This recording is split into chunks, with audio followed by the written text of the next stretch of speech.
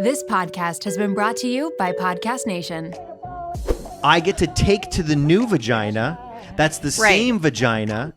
Thank you. But You don't have to you keep don't saying know. vagina.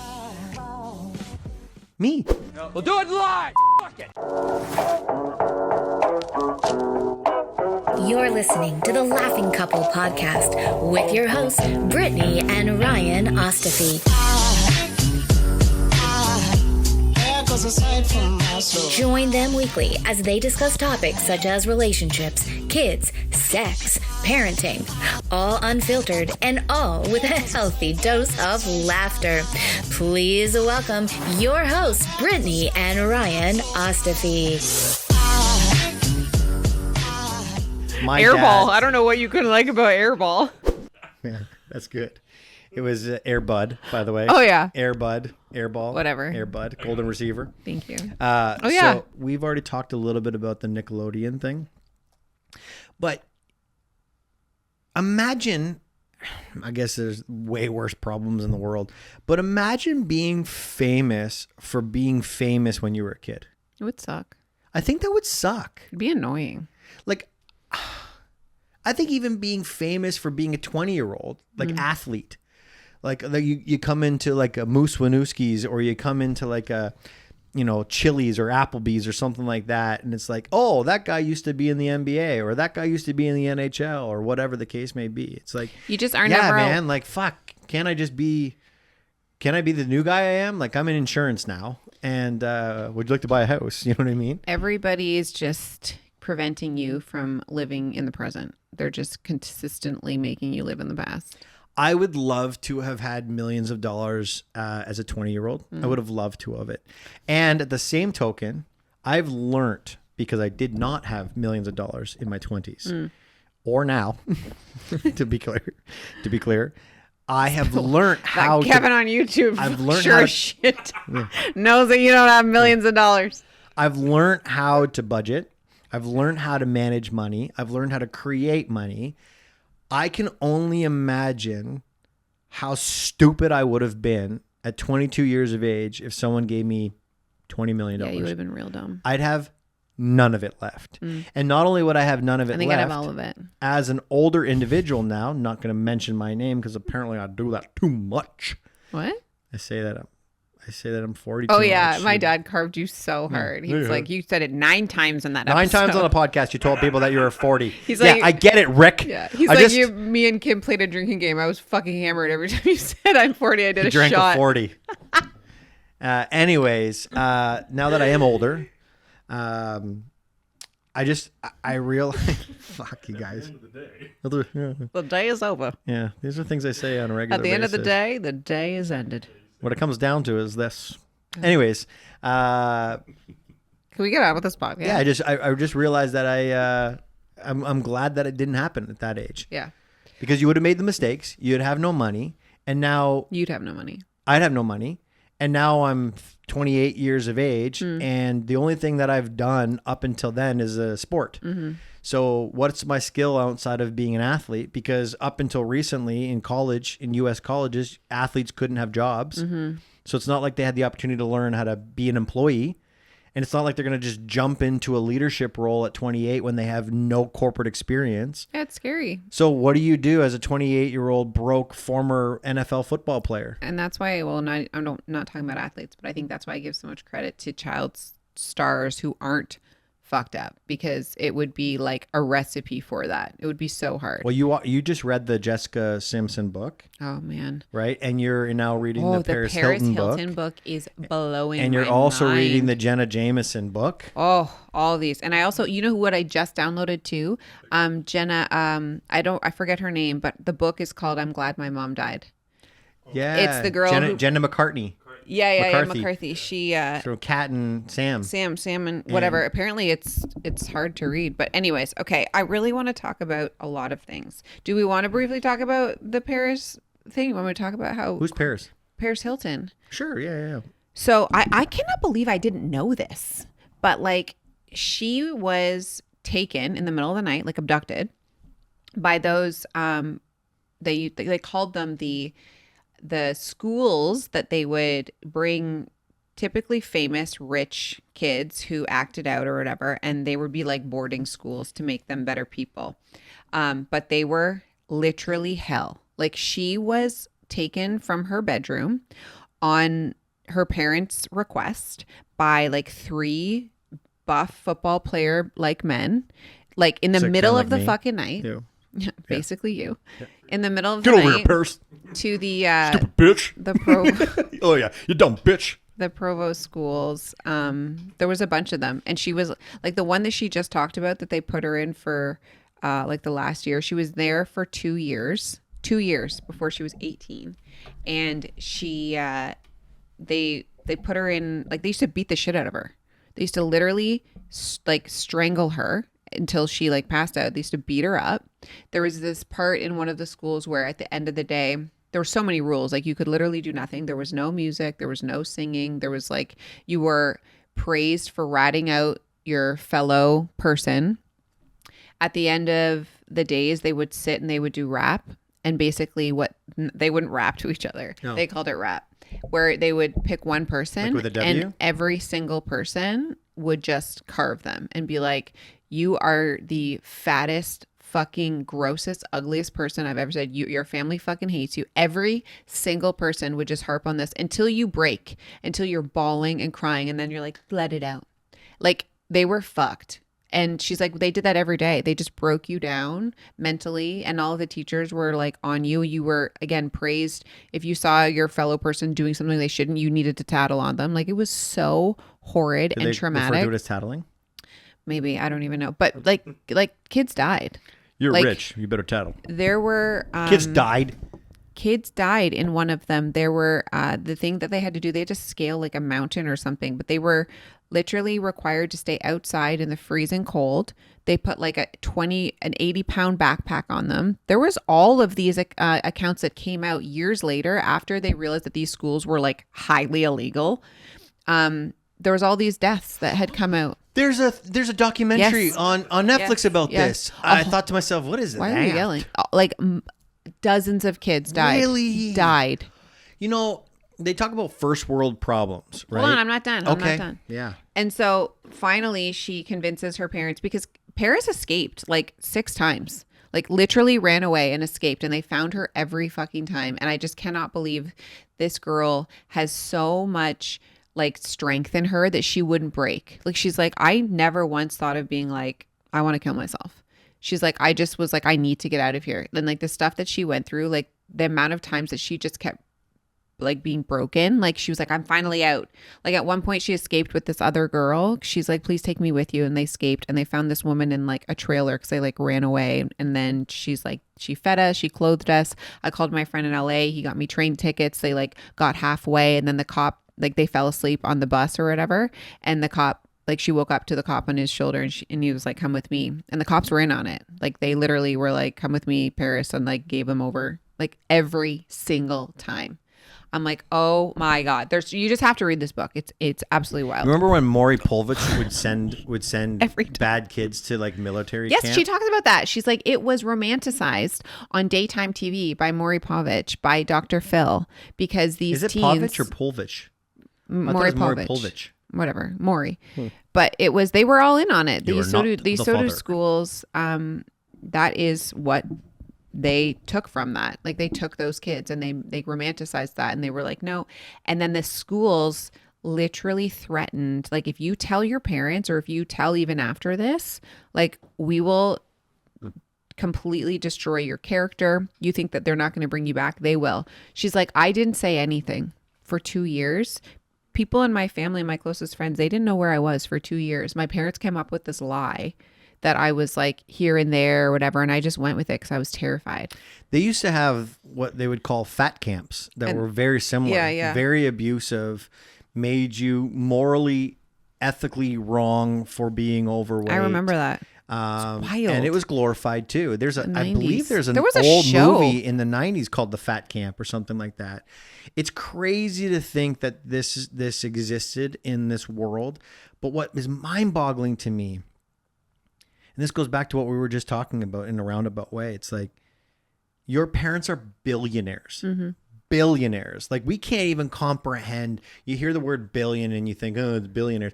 You can't comprehend what $1 billion is, right? Like, it's $1,000 million. Like, Thanks. it's insane to think about that, right?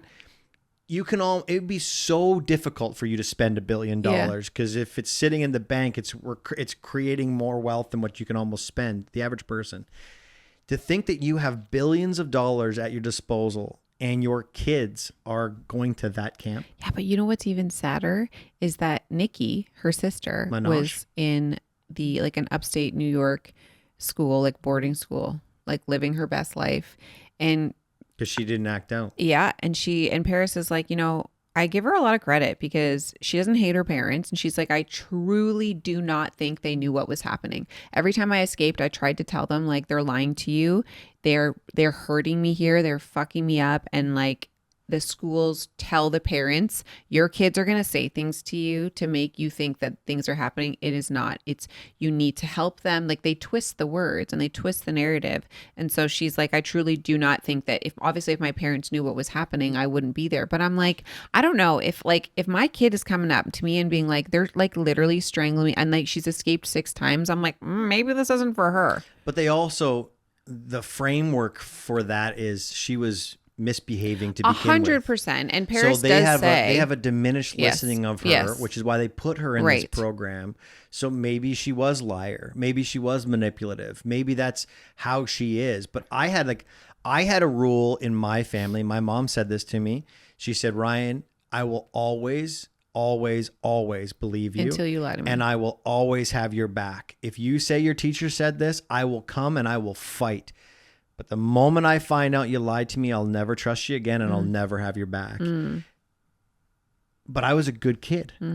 If I was not a good kid, so much so that my parents had to send me to a camp for bad kids, they probably wouldn't believe me when I told them these things. She did say too, like, she obviously has taken accountability for, she's like, I was wild. Like, my parents were terrified. I would be out in the middle of the night and I was 12, 13, but she's also living in that life because, again, they're so rich. Anyways, this whole podcast doesn't need to talk about this. Drew Barrymore talked about this because she was uber famous from E.T. Yeah. She was a young kid in E.T.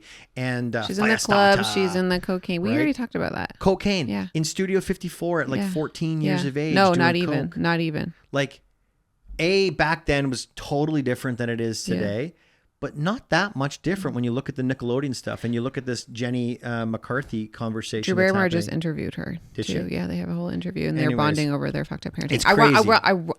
Yeah.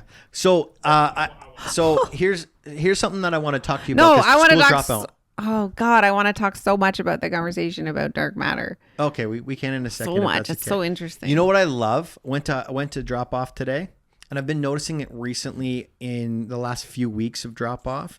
It started to accumulate and now it's become like a pandemic at the school, which I love. All of the cool kids and all the kids who want to be cool now are all wearing university sweaters. Always. That's been like, hold on, that's Ohio been happening State, for a Penn very State, long time. Michigan. Look at it now. When you drop Riley off, look at the grade 7s, the 8s, and the 6s. They're all wearing Campus Crew. Are you just noticing this? No, it's now getting like everyone's wearing it now. Oh, yeah. Everyone. I just saw Kaya today wearing on Ohio State, go Buckeyes. Yeah. And I thought to myself, we're back, baby. Yeah. Because when I was in high school, Campus Crew was the best. Campus Crew and Foot Locker would always sell the sweaters that had the university names on them. I hated the fact that Michigan, the blue and the yellow together look so crisp and so good because I fucking hate the team up north. I don't think Campus Crew is a store anymore, though. That's not where they're getting it. I don't know where they're getting it from. They might be getting it from Champs. I literally forgot about that store. Champs, Foot Locker, Campus Crew, all of it. So and I'm looking and I'm seeing too much Michigan, but I'm loving the fact that I'm like, I had that sweater. Mm-hmm. I now feel pretty cool. Yeah. All right. Now I wouldn't say that to them because that would make me not cool, but how cool is that? Hey guys, I have that sweater in blue. Got that sweater. Yep. I've had that sweater for 27 years. Burns it in front of them. Yeah. Okay, so we're watching a show called Dark Matter. It is a book. We're not going to get into it. It's such a good book. So far, show's incredible. I think yesterday, after the last episode, you're really like, what the fuck now? Like, I think that last episode, you were like, holy shit, I'm really into this now. I'm into anything that has time travel. Yeah. But anyways, so I like we thought this was such an interesting situation, and we want to know what your perspective is on this. So in the story, this male, this husband, basically gets catapulted into another reality where his wife is not his wife, but he does know her.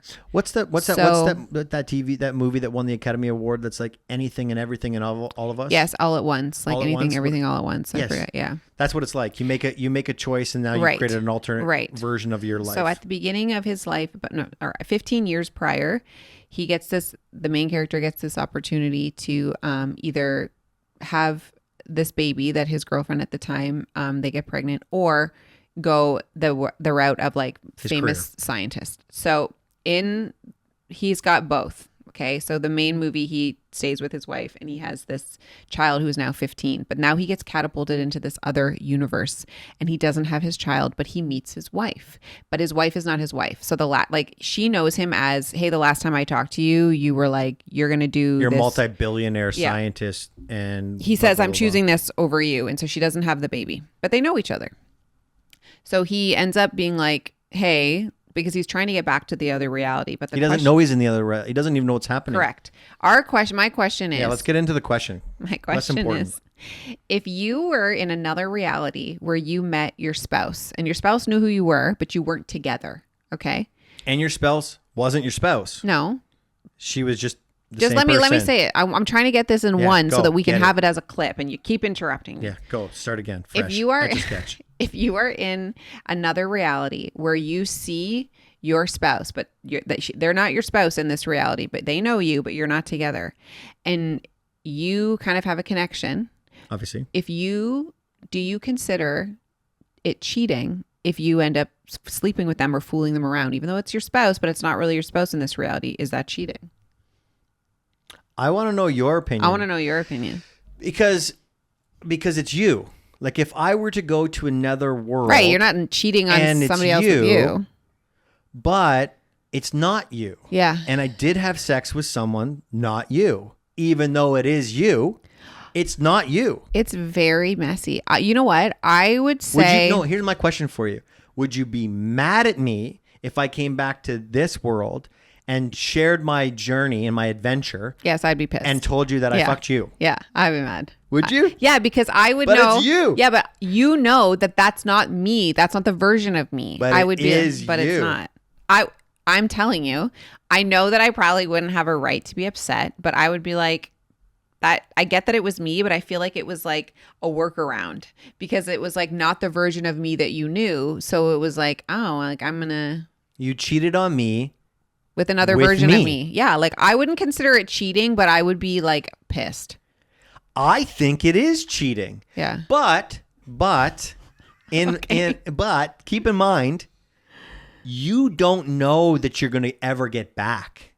Yeah, for sure. So if you don't know that you're ever going to get back, I get it. I would rather you I'm cheat not saying hold on me with me. I'm not saying I wouldn't do it. I'm saying I'd be pissed if you did it. Yeah. I would like I'd do it. I would 100% have sex with another version of you. Yeah. Okay. I would. Okay. Right away, or would you wait a little bit? I think right away. You would be like, I just don't know when I'm going to get back. No, because like, here's the best But part. you're right. You don't actually know. He doesn't know that there's a reality to get back to. He has no idea what the fuck is Here's the happening. best part about it, right? So you remember that movie, Butterfly Effect? Mm-hmm. Where he's been married to this girl for some time. Yeah. And he knows everything about it. Sex is mundane. No, I'm not saying that sex is mundane with us, but sex is... I don't believe in soulmates. Sex is... We've been doing this for a long time, right? But in that universe, you and I have not been doing it ever. Were you saying that he's saying sex is mundane in that movie, or are you saying that about us? It doesn't matter. What I'm getting at is just listen to because you're digging me a grave that I don't think I need to be in. You're fucking taking the shovel and going to town. There are things about you that I know work. Like 60% of the time, they work all the time, right? Okay. They work. If you need to owe, I know how to do that. Okay. Right. But in the version in the other version of you, you don't know that I know that. And so I'd be you like, don't know that I know I'd be that like, you know that I know. I would assume that the other version of you still has the same spots to hit. right? So you would be like, well, watch when I do this. I would be like, it would go from normal sex to heightened sex for you. Yeah. And there would be a part of me that would be like, I want to know what she thinks about this sex when it's not old sex. It's new sex for her. Okay. Like, because I would want you to be like, oh my God, that was the best sex ever. I'd be like, validated. Yeah. You'd come back. Being able to have sex with Just so you know, you think Yeah. I'm great. all your skill. All my skill, all my knowledge of your vagina, I get to take to the new vagina. That's the Right. same vagina. Thank you. But You don't have to you keep don't saying know- vagina. Me. Yeah. You don't know the skillful version of me. I would for sure sleep with you in another yeah. dimension. You know what Yeah. would be weird though? I would want to know, because I know obviously, his penis would be the same size. I would want to know. But how what, big was my dick? what about that guy attracted you in a way that you wanted to sleep with him? I don't know if Because- it's maybe not about attraction. I think it's just like something that's new and like slightly different, but not at the Imagine same time. he sucked. Why are you Imagine, getting so imagine the version of me that you had sex with. Yeah. Didn't know your V Yeah. the way that I know your V. Okay. And it was like the first time that we did it, because the first time we did it, it was great. Yeah. But if we compare the first time that we did it to now, I would hope that you'd say you're way better now than you were then. Yeah.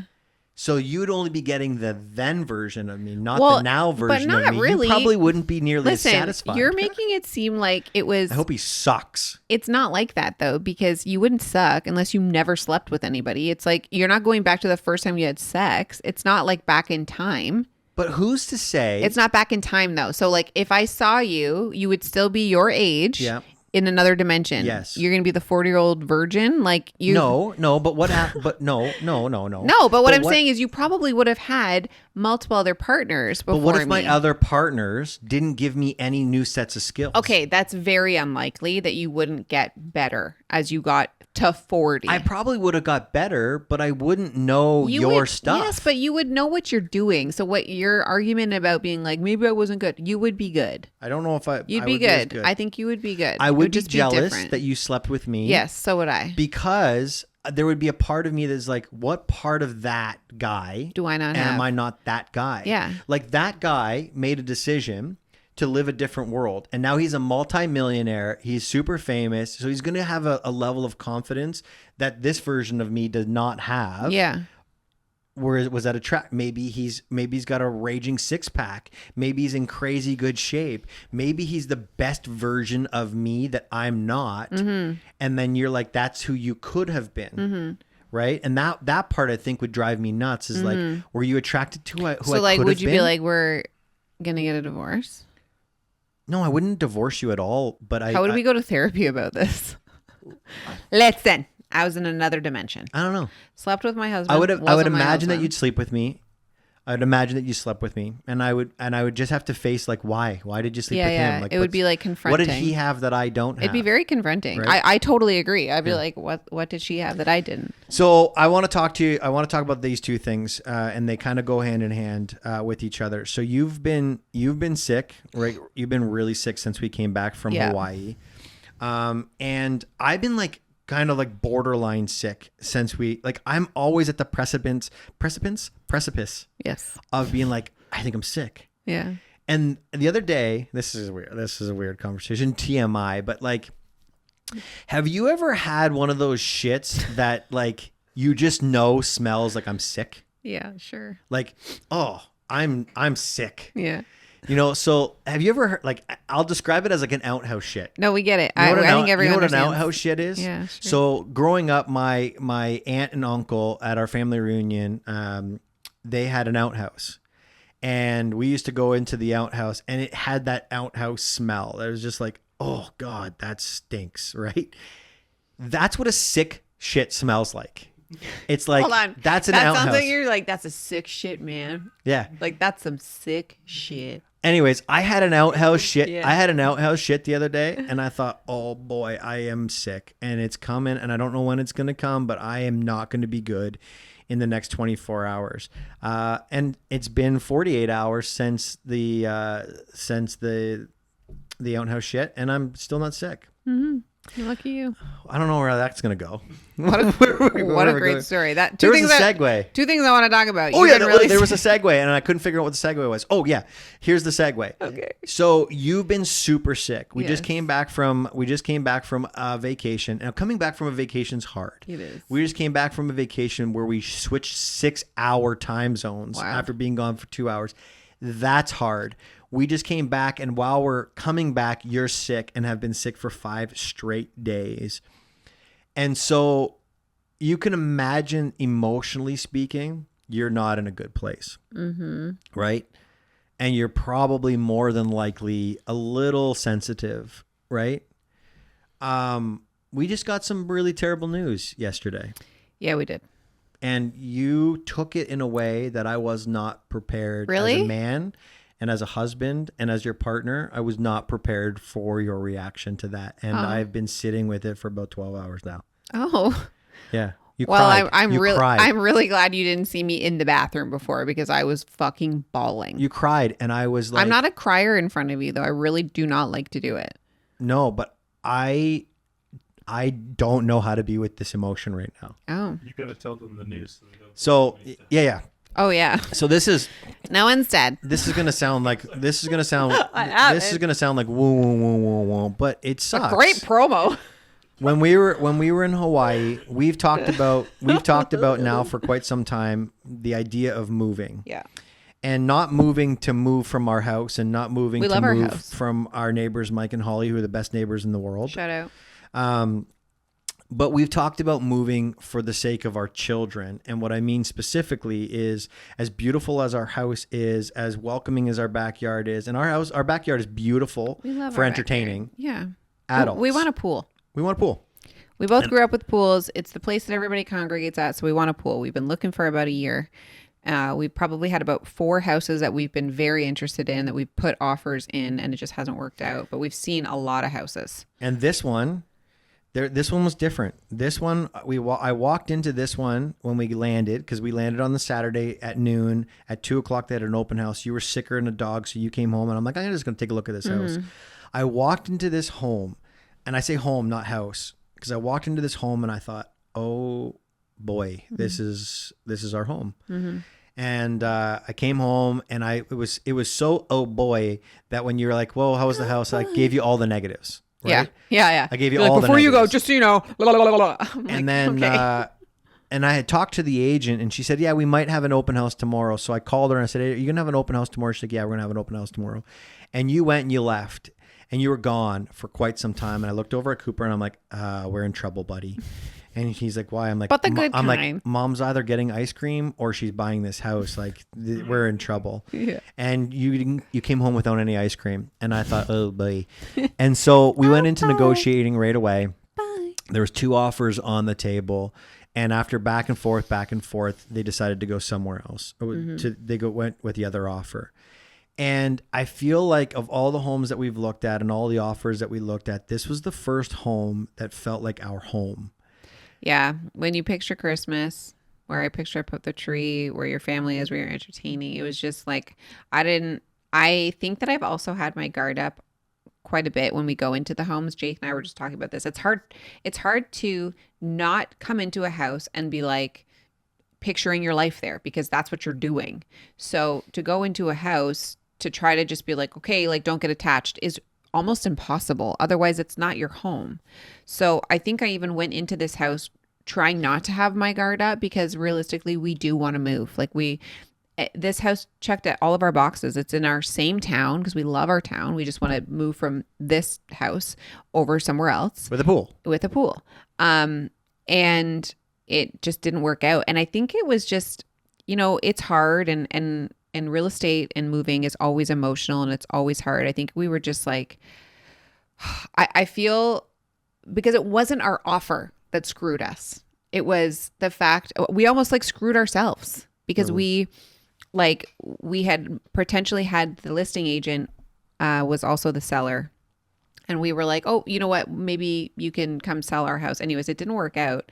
And we just didn't get it. And I think I was just so hopeful and almost sure that we were gonna get it, that I wasn't prepared for the no.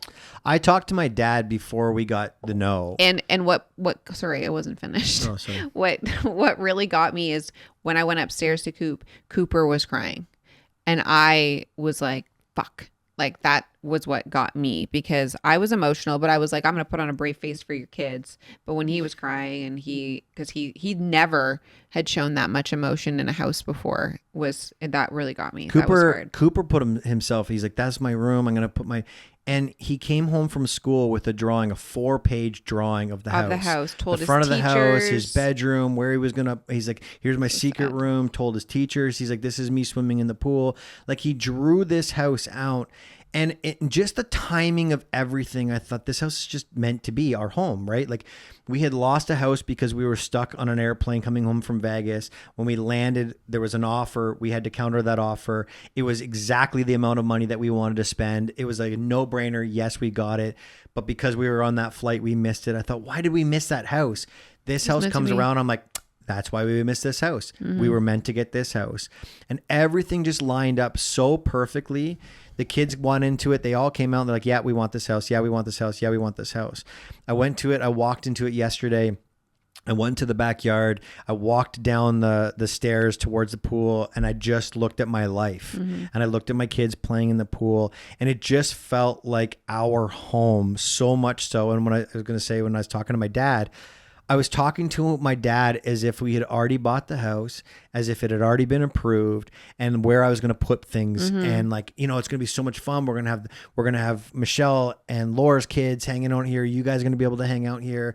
You guys can stay longer because there's just more things for us to do. And I just talked about it. And I even said to my dad at one point in time, I'm like, I'm talking about it like the offer got accepted. I haven't even heard if the offer got accepted. Mm-hmm. And then it didn't. We were just living in that reality. And it was so heavy for me, and it sucked. And I don't know what to do with that emotion, because when I saw you crying and I saw Cooper crying, I thought, what could I have done differently to make this? You're immediately like, home? How can I fix this?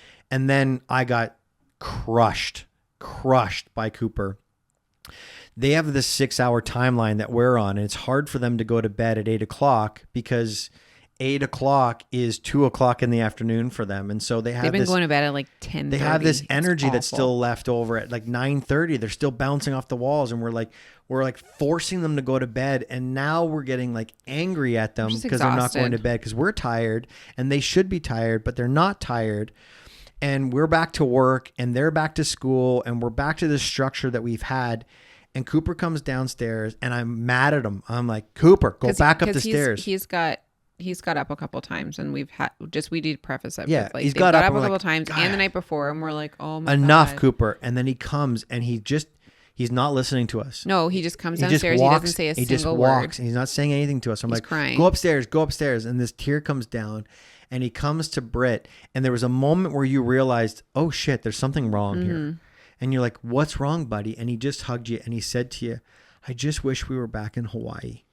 I know. And then we were like, what the fuck? So then he went over to you. I just wish we were back in Hawaii. And it's not Hawaii that And then he came to me and he hugged me, and I'm like, you okay, buddy? He's like, I just want to be back in Hawaii with you.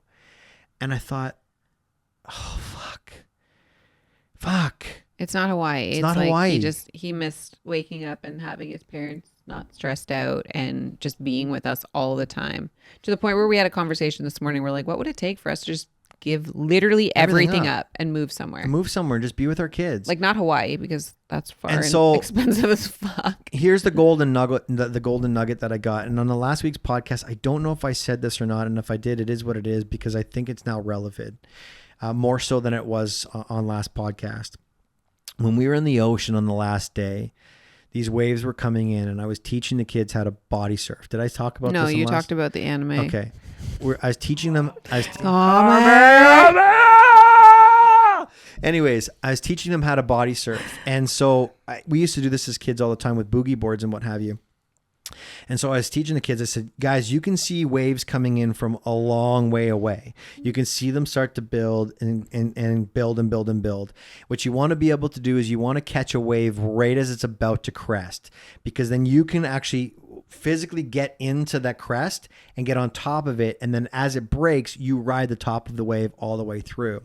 And so I'm teaching the kids how to look at these waves and go through these waves. And there were some beautiful waves that were coming. Beautiful, huge waves. And Riley would be like, is this the wave? I'm like, no, it's going to break in front of us. You got to jump, because if it breaks in front of you, you're going to get blown over. Like, you got to jump. Wave. And then she's like, another wave's coming. She's like, is this the wave, Dad? This is a huge wave. I'm like, no, it's going to break past us. And she's like, but it's a huge wave. And I kept saying to the kids, it's not our wave. It's not our wave. It's not our wave. I'm like, and then I somebody else and they were like, oh, but I want this wave. And I'm like, guys, just because it looks like a perfect wave doesn't mean it's your perfect wave. Mm-hmm. It's someone's perfect wave. But your perfect wave will come, and when it breaks when it's supposed to break, you will have the ride of a lifetime. I said, just wait, be patient, your wave will come. Mm-hmm. And I looked at this house, and this morning I'm walking, and I walked past the house again, and I'm like, that is a perfect wave for someone else. Mm-hmm. That is a perfect wave for someone else. Our wave will come. And there will be a time in our lives, and I don't want to be toxic positivity, but there will be a time in our lives where you and I are sitting down at night. Our kids will be in bed. We'll look at each other and we'll say, thank God we didn't buy that house. Thank God that wasn't our wave. What a beautiful house for someone else. But thank God we're here. It's hard to be in that space now. And so all I'm saying to you guys is, sometimes things don't work out the way that you want them to work out. And you think they should be, because they look the right wave. They feel like the right wave. You can see it coming from a mile away, and you're like, this is my wave. Sometimes it's just not your wave. Mm-mm. But your wave will come.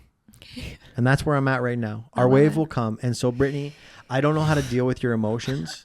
I don't know how to be with this. Could you get it together? I don't know how to be with your emotions, because I don't know how to not make myself wrong for not getting us to that house. I understand. That's your MO. It's not you. It's just the stupid ocean. And all I'm trying to say is, we're going to find it. I know. And when we find it, we're going to be very grateful that we did. So I'm sorry we didn't get it. I feel bad that we didn't get it. And I still thank God that we didn't get it, because for some reason, it's just not our wave. Not our wave. Boop, boop. Boop, boop.